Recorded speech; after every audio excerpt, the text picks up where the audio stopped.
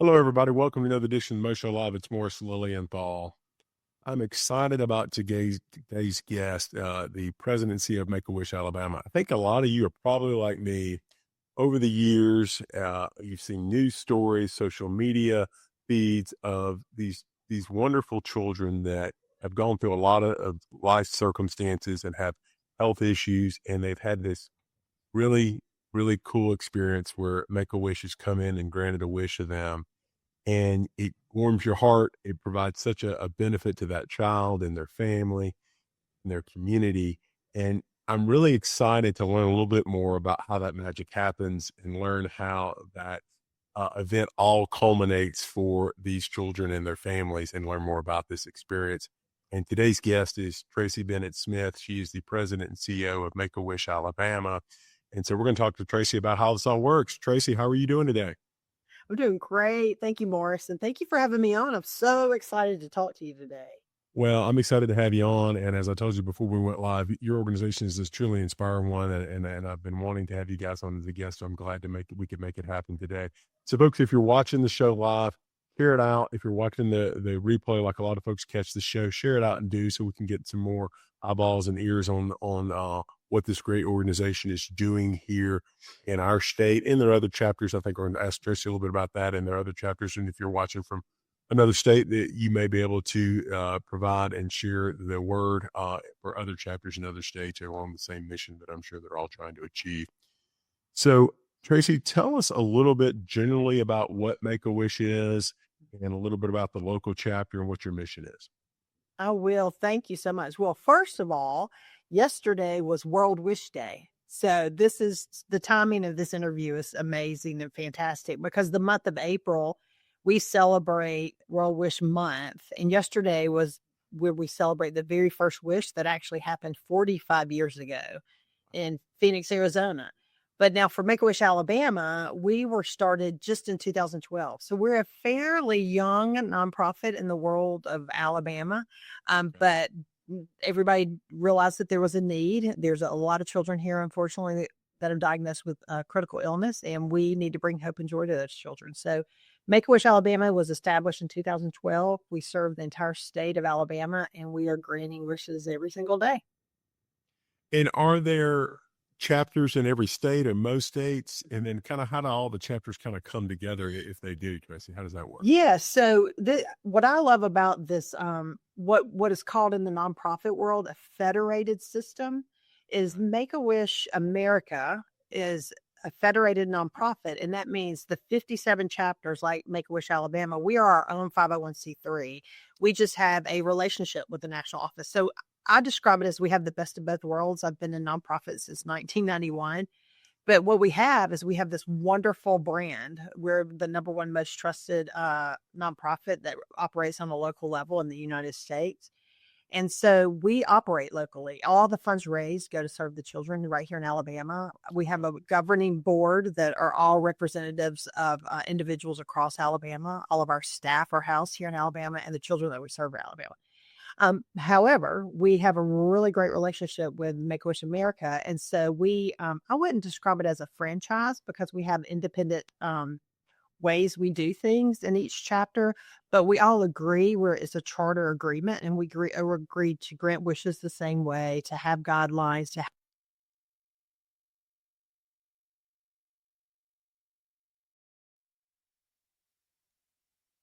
Tracy, I think you froze up there for just a second. oh no. There you go. You're good. You're back now. You're back. Hey, the wonderful Water Oh, Facebook good. Live. There we go. That's exactly right. So you were saying that you guys kind of operate under the big umbrella, but you're independent here locally in our state.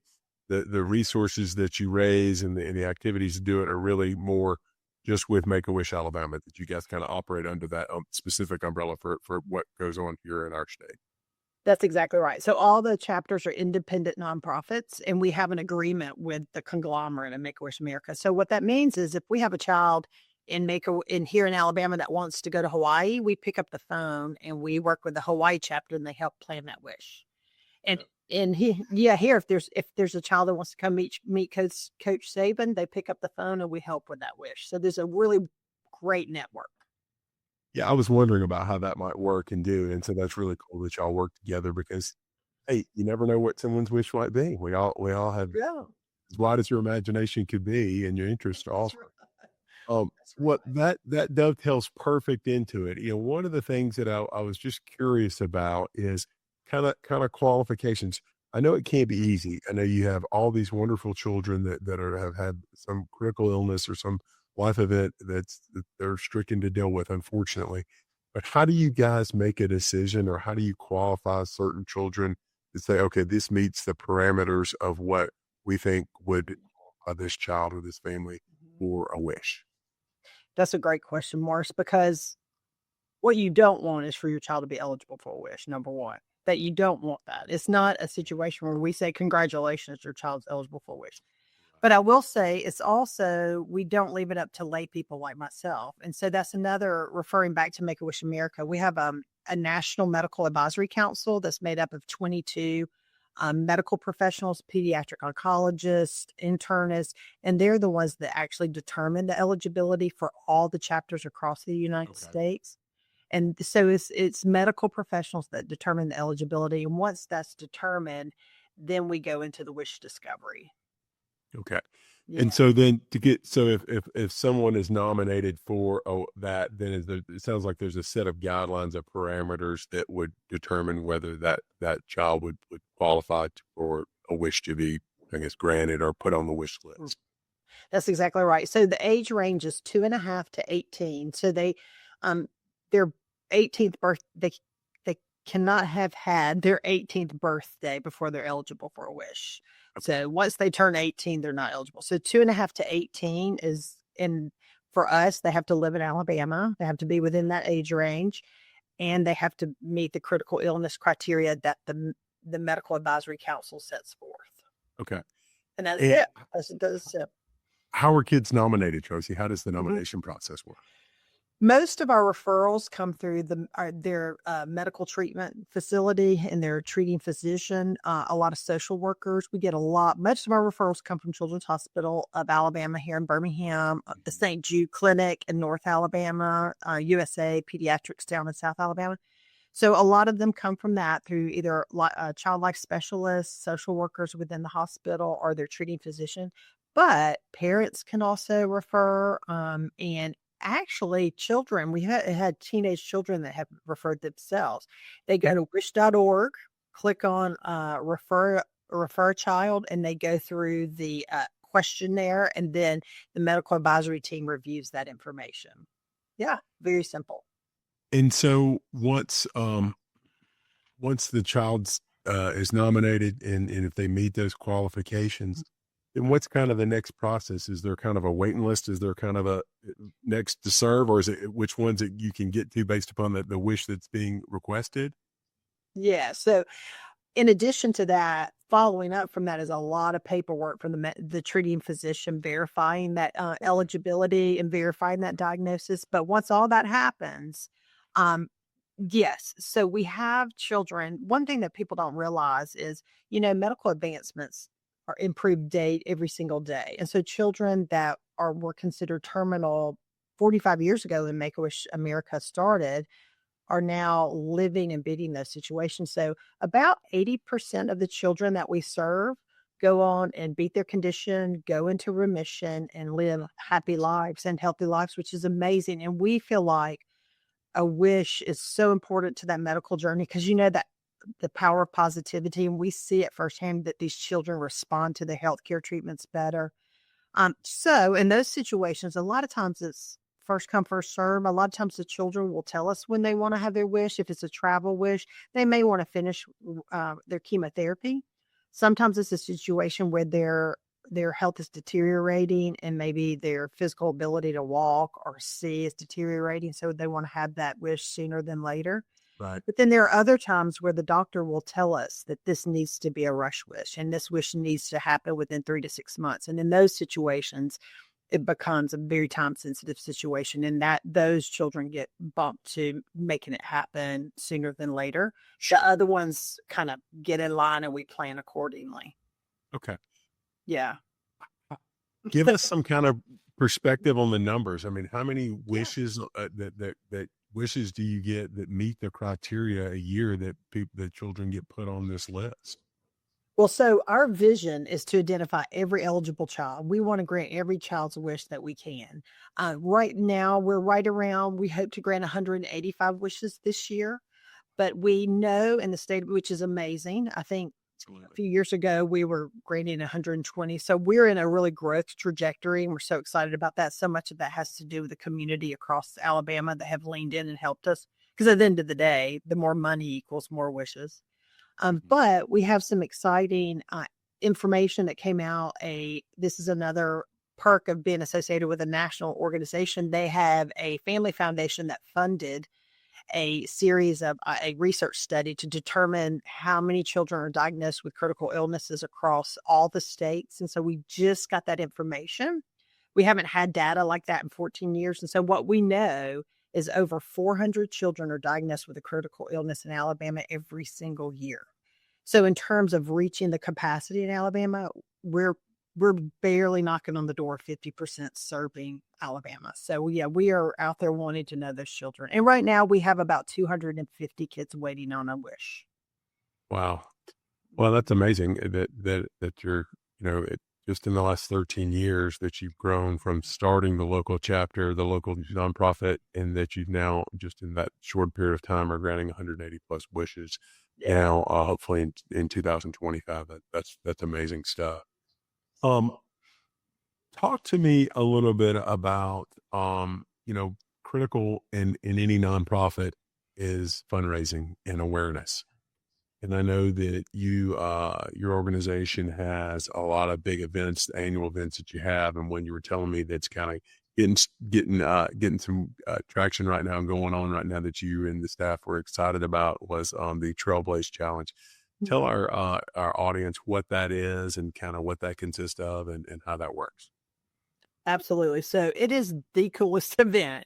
Like I said, I've been a nonprofit a long time, and I always tell everybody this is the best organization. I work with the best team. I mean, we just have the best team, and the people that are involved with Make a Wish know it. I mean, we've got such dedicated staff, and also work with the best volunteers. We just have the best of the best. So anyway, we have an event that was brought to our chapter from our Vice President of Advancement, Valerie Cunningham Trainer. This is actually our 9th year. So next year we'll be Okay. celebrating 10 years of this. And it's a hiking event that another chapter created. There are about 15 chapters across the US that do this. And it's basically a hiking endurance event. And we recruit hikers in January. We basically sell out every year, and they train from January to May. And then on May, we offer a couple weekends for them to choose from. They wake up on a Saturday morning before the sun comes up, 3 o'clock in the morning, as a matter of fact, and they hike 26.3 miles on the Pinhoti Trail in East Alabama in one day, all to raise money and awareness and grant wishes. It is super cool. And it generates close to $1 million for us. So it's a fifth of our budget. So it's a very important event, but not in it. But in addition to that, we have wish families that participate, but these volunteers and these hikers that get involved are just these amazing people that end up getting sucked into our mission and do so much more than just hike. You get your claws into them and you're not going to let go. And then That's the roosters lay right. eggs. No, they don't. And is it one of these things where people, as a participant in the challenge and their training, and then up to the event day that these participants are raising funds for Make a Wish Alabama as being a participant in the event? Is that kind of generally how it works? That's exactly how it works. Yeah, they commit to raising the funds. And if you go to alabamatrailblaze.org, it has all the information.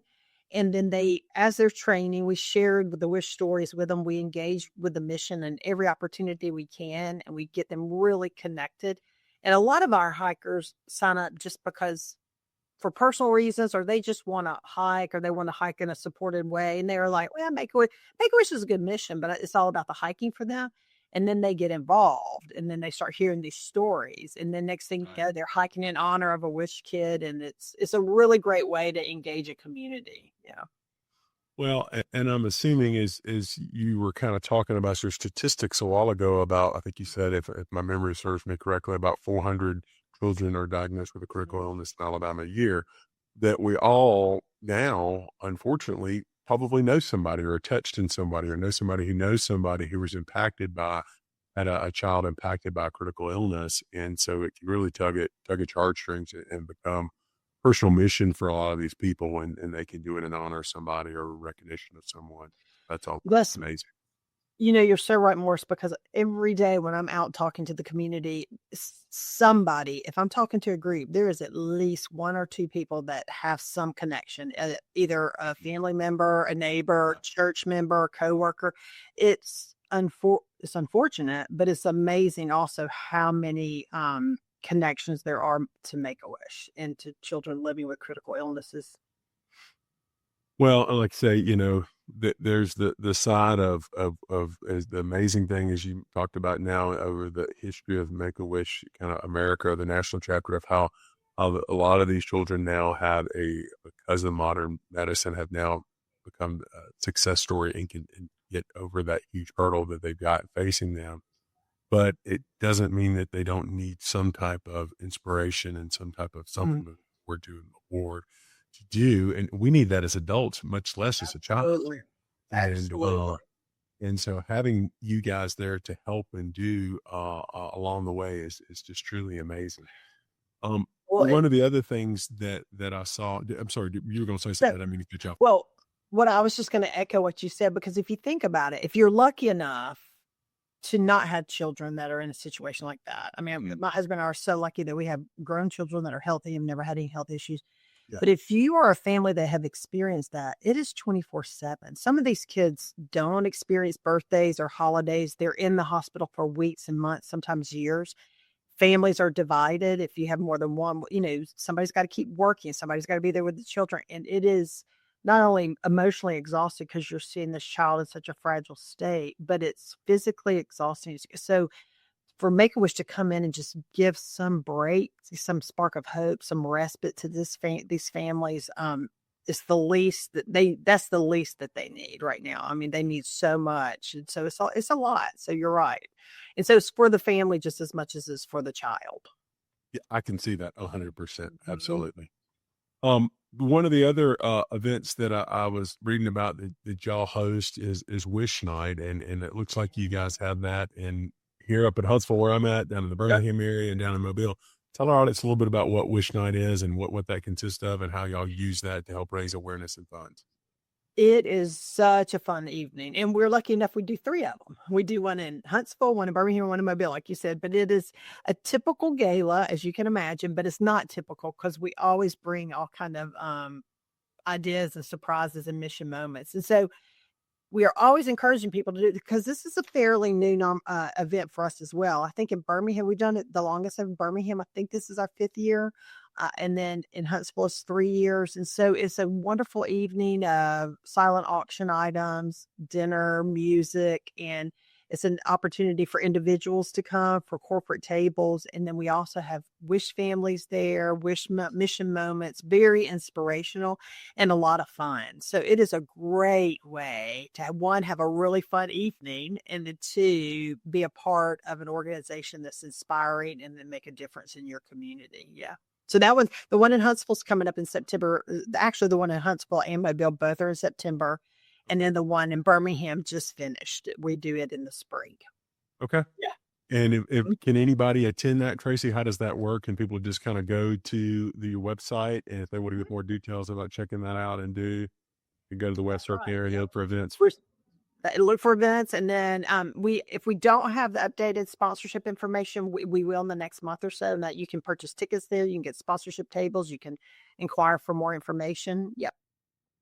And in terms of other ways that you guys raise funds, talk to us a little bit. You were telling me before we went on with one of the really cool ways here in Alabama that Make a Wish Alabama helps raise resources is through America's thrift stores. Talk to us a little bit about how that works. Yeah. So America's Thrift Store is our largest corporate partner, and we are so incredibly thankful for this relationship. Is we've had this relationship for about 7 years, I think. We're going.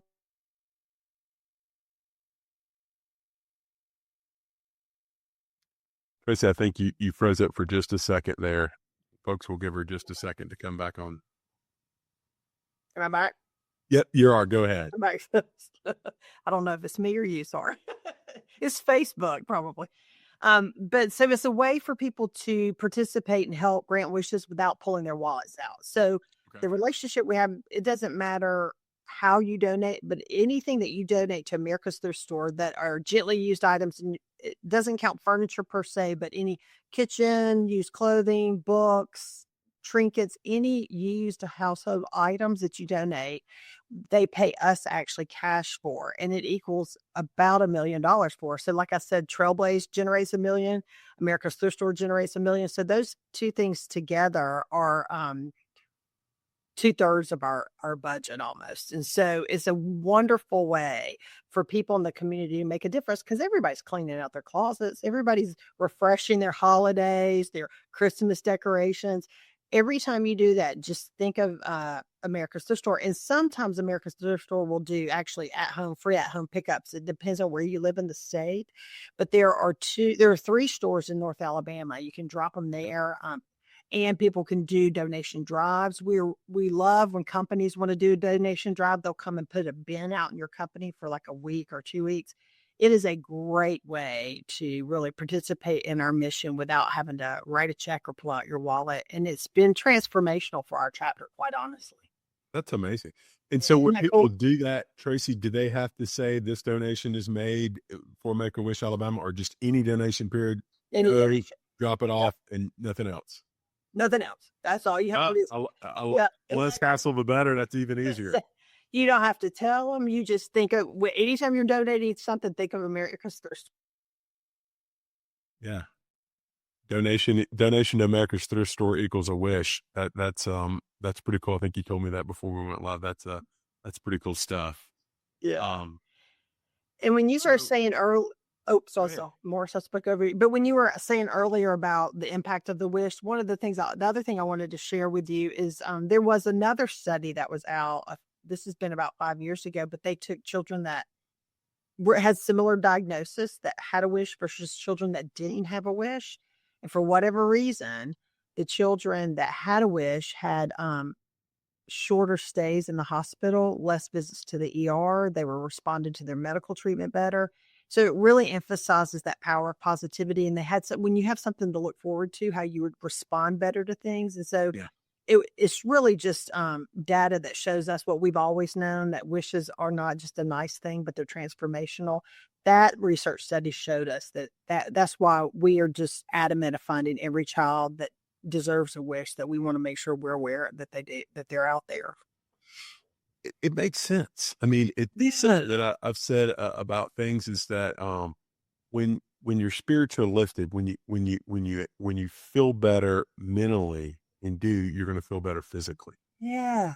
And so I really think that and that's true. I think sometimes we as adults, we would probably lose track of that. That's not only true for us, but it's true for children.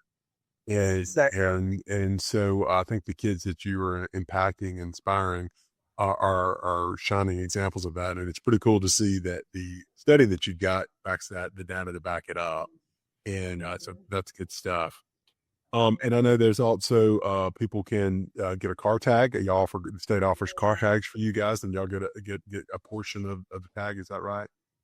That's right. And listen, this is real important because we are just now launching this program. This has been in the work for years, Okay. and we have a year to get 1,000 tags signed up. And if we do that, that will generate about $40,000 for us every single year at a minimum.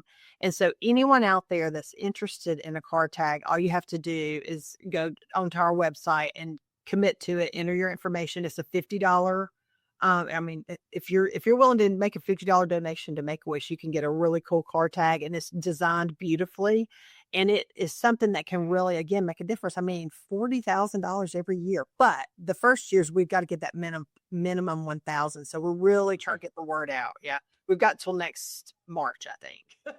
All right, everybody, get rid of your boring Alabama tag and get this right. one that makes an impact and is better aesthetically as well too. And then I'm assuming you guys need volunteers for different events, and I assume too corporate sponsors or corporate partners or people that you may have some children that are looking for a wish, that if you've got a connection in the community that particular organization or partner may be able to help with certain types of wishes. Yes, absolutely. So we're looking for individual donors, corporate donors, grants and foundations. They don't have to necessarily be tied to an event, but some companies want some type of sponsorship experience. We have a lot of organizations that just donate to us monthly or annually just to make just a general donation. We're all about that. Donor advised funds, estate gifts, those are things that really set the foundation for us. But in addition to that, we have an advisory council in North Alabama, North Alabama Regional Advisory Council. We also have one in South Alabama in Birmingham. And these are volunteers that are wanting to kind of roll up their sleeves and get involved. Our board is more of our governing. They set our strategic plan and they govern the organization. Then our advisory councils help plan the galas. They help work with to get items donated, to get sponsors. So we've got that level of volunteers if anyone's interested in that.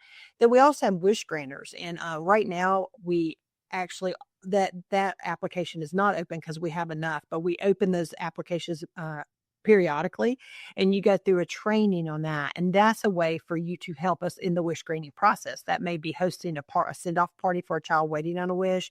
That may be helping us if it's a shopping spree and you actually go on the wish with the child.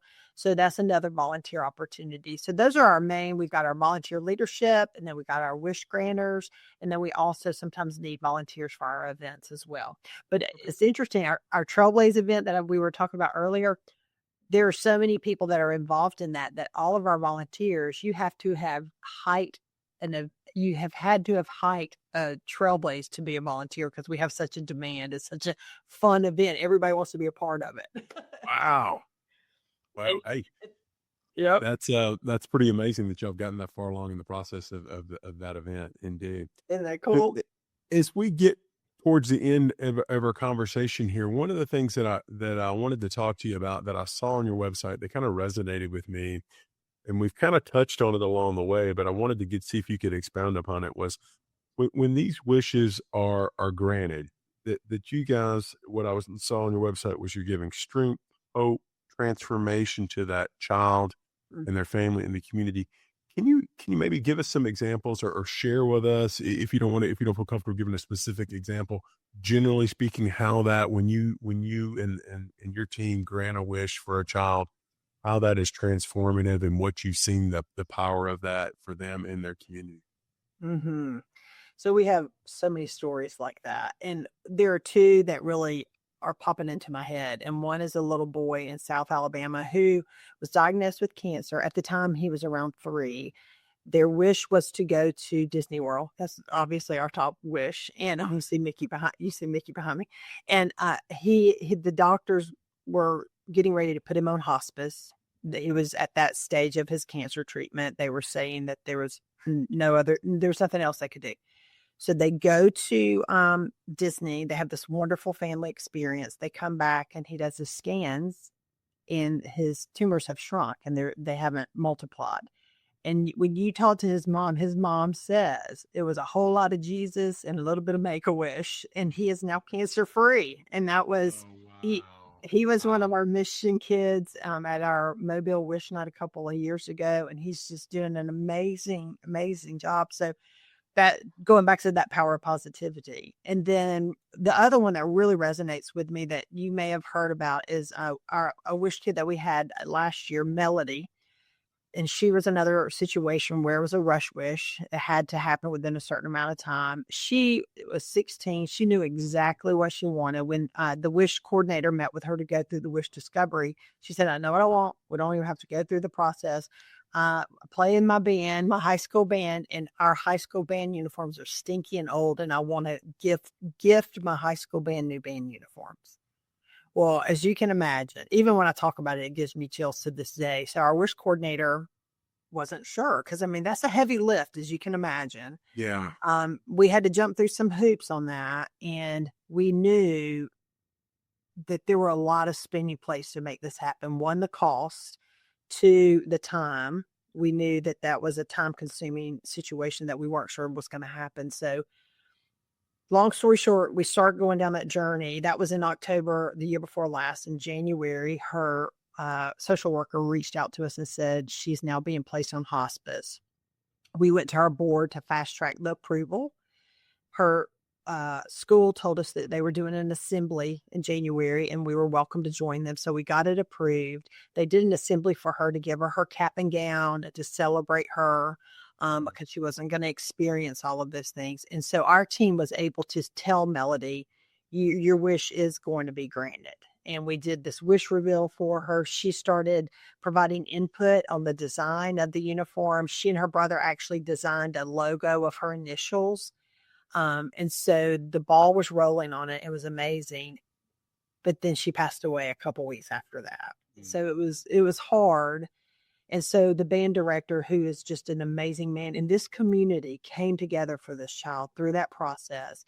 We designed the uniforms during last summer, and the band marched in their new uniforms at their last home game last October.